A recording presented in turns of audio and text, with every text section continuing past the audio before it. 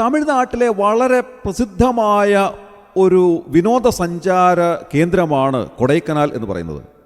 വളരെ മനോഹരമായ ഒരു സ്ഥലമാണ്. സമുദ്രനിരപ്പിൽ നിന്ന് വളരെ ഉയരത്തിൽ സ്ഥിതി ചെയ്യുന്നതായ ഒരു സ്ഥലമാണല്ലോ കൊടൈക്കനാൽ. വളരെ പ്രകൃതിരമണീയമായ ഒരു സ്ഥലം, അതുപോലെ തന്നെ വളരെ തണുത്ത കാലാവസ്ഥയുള്ളതായ ഒരു സ്ഥലം. മിക്ക സമയങ്ങളിലും അവിടെ മഞ്ഞ് മൂടിക്കിടക്കുന്നതായ ഒരു സ്ഥലമാണ്. അവിടേക്ക് കയറിപ്പോകുന്ന പാത തന്നെ വളരെയധികം കൗതുകകരമാണ്, വളരെ മനോഹരമാണ്. വളരെ ചെങ്കുത്തായ പാതകളിലൂടെ പലപ്പോഴും നാം കയറിപ്പോകേണ്ടതായി വരാം. ഹെയർപിൻ ബെൻഡുകളുള്ളതായ പാത, മലനിരകൾ താണ്ടിപ്പോകുന്ന വളരെ ഉയരങ്ങളിലേക്ക് പോകുന്ന മനോഹരമായ പാതയാണ് ഈ കൊടൈക്കനാലിലേക്കുള്ളത്. അവിടെ പോകുന്നതായ പാതയുടെ ഇരുവശങ്ങളിലും പല സമയങ്ങളിലും ഓറഞ്ച് തോട്ടങ്ങൾ തന്നെ ഉണ്ട്. വളരെ മനോഹരമാണ്. ഓറഞ്ചിൻ്റെ സീസണിൽ അവിടേക്ക് നാം യാത്ര ചെയ്യുകയാണെങ്കിൽ അത് വളരെ മനോഹരമായിട്ട് നമുക്ക് അനുഭവപ്പെടും. അങ്ങനെ കൊടൈക്കനാലിൽ ചെന്ന് കഴിയുമ്പോൾ അവിടെ സന്ദർശിക്കാവുന്ന ഒരുപാട് സ്ഥലങ്ങളുണ്ട്. അതിലൊരു സ്ഥലം സൂയിസൈഡ് പോയിൻ്റ് എന്നറിയപ്പെടുന്ന ആത്മഹത്യാ മുനമ്പാണ്. ഞാൻ വളരെ വർഷങ്ങൾക്ക് മുൻപ് ഞങ്ങളുടെ സ്കൂളിൽ നിന്ന് വിനോദയാത്ര പോയ സമയത്ത് ഈ ആത്മഹത്യാ മുനമ്പ് കാണുന്നതിന് സാധിച്ചു. ആദ്യമായിട്ടാണ് ആ സ്ഥലം അന്ന് കാണുന്നത്. അന്ന് ഞാൻ വളരെ ചെറിയ കുട്ടിയായിരുന്നു. ആദ്യമായി ഞങ്ങൾ അവിടെ ചെല്ലുമ്പോൾ ഈ ആത്മഹത്യാ മുനമ്പിൻ്റെ ആ ഭാഗത്ത് പോയിട്ടുള്ളവർക്കറിയാം, അവിടെ പ്രത്യേകിച്ച് കൈവരികളൊന്നുമില്ല. ഒരു വളരെ സ്റ്റീപ്പായിട്ടുള്ള ഒരു കുന്നിൻ ചരിവിൽ നിന്നുകൊണ്ട് നാം ആ താഴ്വര കാണുകയാണ്. വളരെ വർഷങ്ങൾക്ക് മുൻപ് അവിടെ പ്രത്യേകിച്ച് ബാരിക്കേഡുകളോ അങ്ങനെയുള്ള സംവിധാനങ്ങളോ ഒന്നുമില്ലായിരുന്നു. മഞ്ഞ് മൂടിക്കിടക്കുന്നതായ സമയത്ത് വളരെ അപകടകരമാണ് അവിടെ നിൽക്കുന്നത്. കാരണം വളരെ ചെങ്കുത്തായ ഈ താഴ്വരയുടെ സമീപത്ത് നിൽക്കുന്നത് ഒരു പക്ഷേ നാം അതിലേക്ക് മറിഞ്ഞു വീഴാൻ സാധ്യതയുണ്ട്. അത്രമാത്രം അപകടകരമായ ഒരു സ്ഥലമായിരുന്നു അത്. ഞങ്ങൾ ചെല്ലുന്നതായ സമയത്ത് മഞ്ഞ് മൂടിക്കിടക്കുകയാണ്. അപ്പോൾ നാം കാണുന്നത് ആകാശം ഇങ്ങനെ തൊട്ടടുത്ത് നിൽക്കുന്നതായ ഒരു അനുഭൂതിയാണ് നമുക്കുണ്ടാകുന്നത്. അപ്പോൾ അവിടെയുള്ള ആളുകൾ പറഞ്ഞതനുസരിച്ചാണെങ്കിൽ പലരും അവിടെ വന്ന് ഈ ആകാശം ഇങ്ങനെ തൊട്ടടുത്ത് കാണുമ്പോൾ, മേഘപാളികളെ തൊട്ടടുത്ത് കാണുന്നതായി നമുക്ക് തോന്നുന്നത് കൊണ്ട് പലർക്കും ഉള്ളിലൊരു വലിയ ആഗ്രഹമുണ്ടാകും ഈ ആകാശത്തിലേക്ക് എടുത്തു ചാടുവാനായി. അങ്ങനെ വർഷങ്ങൾക്ക് മുൻപ് അവിടെ കൈവരി ഒന്നുമില്ലാതിരുന്നൊരു സമയത്ത് ധാരാളം പേർ ഇങ്ങനെ ആകാശമാണെന്ന് തെറ്റിദ്ധരിച്ച് അതിലേക്ക് എടുത്തു ചാടി മരിച്ചു പോയിട്ടുണ്ട്.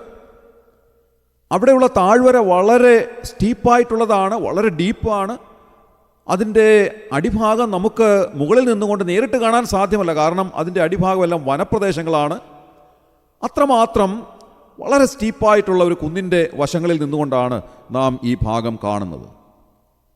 അവിടെ നിന്നുകൊണ്ട് നാം ദൂരേക്ക് നോക്കുമ്പോൾ കാണുന്നത് വൈഗ ഡാമിൻ്റെ ആ ഭാഗങ്ങളാണ്. അത്രമാത്രം ദൂരക്കാഴ്ച ലഭിക്കുന്നതായ വളരെ ഉന്നതമായ ഒരു പർവ്വതനിരയുടെ വശങ്ങളിലാണ് നാം നിന്നുകൊണ്ട് ഈ താഴ്വര കാണുന്നത്. മനോഹരമായൊരു സ്ഥലമാണ്. ഇപ്പോഴവിടെ വളരെ ബലവത്തായ വേലികൾ നിർമ്മിച്ചിട്ടുണ്ട്. അതുകൊണ്ട് അപകടങ്ങൾ ഇപ്പോൾ ഉണ്ടാകുന്നില്ല. വളരെ നേരത്തെ അവിടെ ധാരാളം പേർ ഇങ്ങനെ മരിച്ചിട്ടുണ്ട്. അതുകൊണ്ട് തന്നെയാണ് അതിന് ആത്മഹത്യാ മുനമ്പ്, സൂയിസൈഡ് പോയിൻ്റ് എന്നുള്ള പേര് തന്നെ വന്നിട്ടുള്ളത്. ഞാൻ പറഞ്ഞല്ലോ, ആദ്യമായി അവിടെ ചെല്ലുന്ന സമയം ഏതാണ്ട് സന്ധ്യാസമയമായിരുന്നു. ഇരുൾ പരക്കുന്നതായൊരു സമയം. അങ്ങനെ അഗാധമായ ഈ താഴ്വരയുടെ ഒരു വശത്ത് നിന്നുകൊണ്ട് ആകാശം പോലെ മൂടിക്കിടക്കുന്ന മഞ്ഞുള്ള ഈ ഒരു താഴ്വര കാണുന്നത് വാസ്തവത്തിൽ ഭയം ജനിപ്പിക്കുന്നതായ ഒരു കാഴ്ചയായിരുന്നു. ഞാൻ ഈ ഒരു ഓർമ്മ എൻ്റെ മനസ്സിലേക്ക് വരുമ്പോൾ 23-ാം സങ്കീർത്തനം 4-ാം വാക്യം എൻ്റെ മനസ്സിൽ പലപ്പോഴും വരാറുണ്ട്. അതിങ്ങനെയാണല്ലോ, കൂരിരുൾ താഴ്വരയിൽ കൂടി നടന്നാലും ഞാൻ ഒരു അനർത്ഥവും ഭയപ്പെടുകയില്ല. നീ എന്നോട് കൂടെ ഇരിക്കുന്നുവല്ലോ, നിന്റെ വടിയും കോലും എന്നെ ആശ്വസിപ്പിക്കുന്നു. ഈ കൂരിരുൾ താഴ്വര എന്ന് പറയുമ്പോൾ എൻ്റെ മനസ്സിലേക്ക് ഓടി വരുന്നത് ആ ചെറുപ്പകാലത്ത് ഞാൻ കണ്ടതായ ആ ഇരുൾ പരന്നു വരുന്ന ആ കൊടൈക്കനാലിൻ്റെ സൂയിസൈഡ് പോയിന്റിൻ്റെ ആ ഒരു ദൃശ്യമാണ്. അത് ഞാൻ വിചാരിക്കുകയായിരുന്നു, രാത്രി സമയത്ത് വളരെ വലിയ ഇരുട്ടുള്ളതായ ഒരു സമയത്ത് അഗാധമായ ആ താഴ്വരയുടെ വശങ്ങളിൽ നിൽക്കുന്നത് എത്രമാത്രം ഭീതിജനകമായ ഒരു കാര്യമാണ്. അങ്ങനെയാണെങ്കിൽ ദാവീദ് രാജാവ് പറയുന്നത്, കൂരിരുൾ താഴ്വരയിൽ കൂടി ഞാൻ നടന്നാലും ഒരനർത്ഥവും ഭയപ്പെടുകയില്ല എന്നാണ്. താൻ പറയുന്നത്, ഞാൻ ഈ താഴ്വരയുടെ വശത്ത് നിന്ന് നോക്കുകയല്ല, അങ്ങനെയുള്ള ഒരു താഴ്വരയിലൂടെ ഞാൻ നടക്കേണ്ടി വരുന്നതായ ഒരു അനുഭവം എൻ്റെ ജീവിതത്തിൽ ഉണ്ടായാൽ ഞാൻ ഭയപ്പെടുകയില്ല എന്ന് ദാവീദ് രാജാവ് പറയുകയാണ്. പ്രിയമുള്ളവരെ, ജീവിതത്തിൽ പലപ്പോഴും നാം ഇങ്ങനെയുള്ളതായ താഴ്വരയുടെ അനുഭവത്തിലൂടെ നടക്കേണ്ടതായി വരാം. കൂരിരുൾ താഴ്വര എന്നുള്ളതിന് ഇംഗ്ലീഷ് പരിഭാഷയിൽ the valley of the shadow of death എന്നാണ് നാം വായിക്കുന്നത്. മരണനിഴലിൻ്റെ താഴ്വരയിലൂടെ നാം നടക്കേണ്ടി വരാം. ഏറ്റവും ഭയാനകമായ, ജീവിതത്തിലെ ഏറ്റവും ഭയപ്പെടുത്തുന്നതായ ഒരു സാഹചര്യത്തിലൂടെ ഞാൻ കടന്നു പോകേണ്ടതായിട്ട് വരാം എന്ന് ദാവീദ് പറയുകയാണ്. അങ്ങനെയുള്ളതായ ഒരു സാഹചര്യത്തിൽ, ഭയപ്പെടുത്തുന്നതായ ഒരു സാഹചര്യത്തിൽ, ജീവിതത്തിൻ്റെ ഏറ്റവും ഭയാനകമായ, ആരും സഹായത്തിനില്ലാത്ത തനിയെയുള്ളതായ ഒരു സമയത്ത്, ജീവിതത്തിലെ എല്ലാ ധൈര്യവും ചോർന്നു പോകത്തക്ക ഒരു സാഹചര്യത്തിലൂടെ കടന്നു പോകേണ്ടി വന്നാലും ദാവീദ് രാജാവ് പറയുകയാണ്, ഞാൻ ഭയപ്പെടുകയില്ല. കാരണം എന്താണ്? നീ എന്നോട് കൂടെ ഇരിക്കുന്നുവല്ലോ. കർത്താവ് നമ്മോട് കൂടെ ഇരിക്കുന്നു. നമ്മുടെ ജീവിതത്തിലെ എത്രമാത്രം ഭയാനകമായ സാഹചര്യത്തിലൂടെ നാം തനിയെ കടന്നു പോകേണ്ടി വന്നാലും ദാവീദിനെ പോലെ നമുക്ക് പറയുവാൻ സാധിക്കും, കർത്താവേ, അവിടുന്ന് എൻ്റെ കൂടെ ഇരിക്കുന്നു. അതുകൊണ്ട് എനിക്ക് ഭയപ്പെടേണ്ടുന്ന ആവശ്യമില്ല. ഞാൻ ഭയപ്പെടുകയില്ല.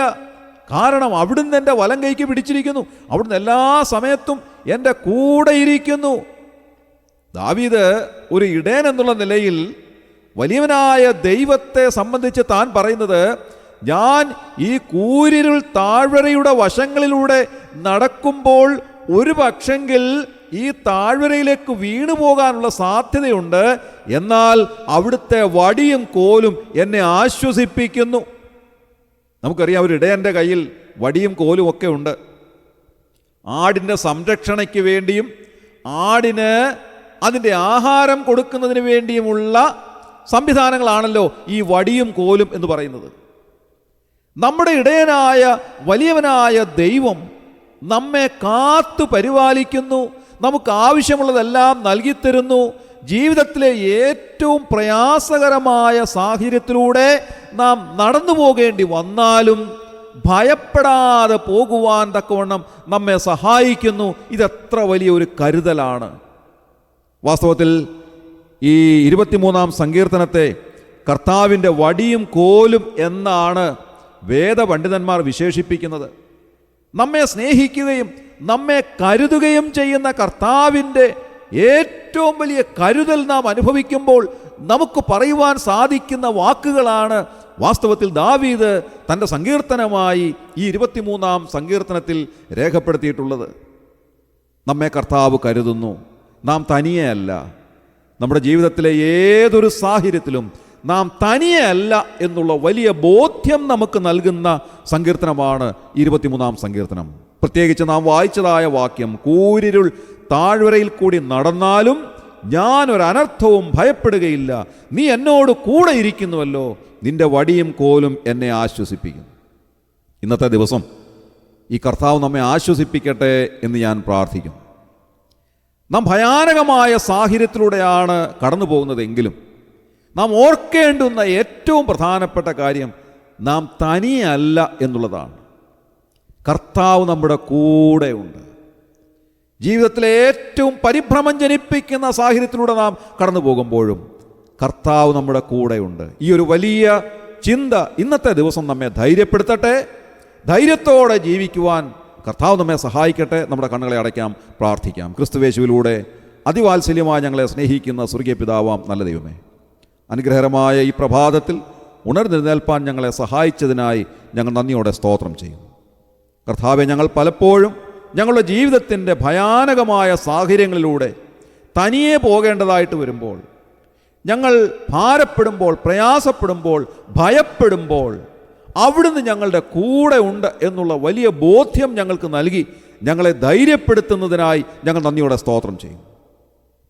അവിടുന്ന് ഞങ്ങളുടെ വലം കൈക്ക് പിടിച്ചിരിക്കിയാൽ ഞങ്ങൾ നന്ദിയോടെ സ്തുതിക്കുന്നു. പലപ്പോഴും കർത്താവെ, ഞങ്ങൾ തനിയേ ഉള്ളൂ എന്ന് ഭാരപ്പെടുമ്പോൾ ഭയപ്പെടേണ്ട, ഞാൻ നിന്നോട് കൂടെയുണ്ട് എന്നരുളി ചെയ്ത കർത്താവിൻ്റെ സ്വർഗീയമായ കരം ഞങ്ങളെ പിടിച്ചിരിക്കുന്നതിനായി ഞങ്ങൾ നന്ദിയോടെ സ്തുതിക്കുന്നു. ഇന്നത്തെ ദിവസം കർത്താവേ, ഈ വചനം ഞങ്ങളെ ധൈര്യപ്പെടുത്തുവാൻ ഇടയാക്കണമേ എന്ന് പ്രാർത്ഥിക്കുന്നു. മരണനിഴലിൻ്റെ താഴ്വരയിൽ കൂടെ ഞങ്ങൾ പോകേണ്ടി വന്നാലും അവിടുന്ന് ഞങ്ങളുടെ കരം പിടിച്ചിരിക്കുന്നു എന്നുള്ള വലിയ ധൈര്യം ഞങ്ങൾക്ക് നൽകുന്നതിനായി ഞങ്ങൾ നന്ദിയോടെ സ്തോത്രം ചെയ്യുന്നു.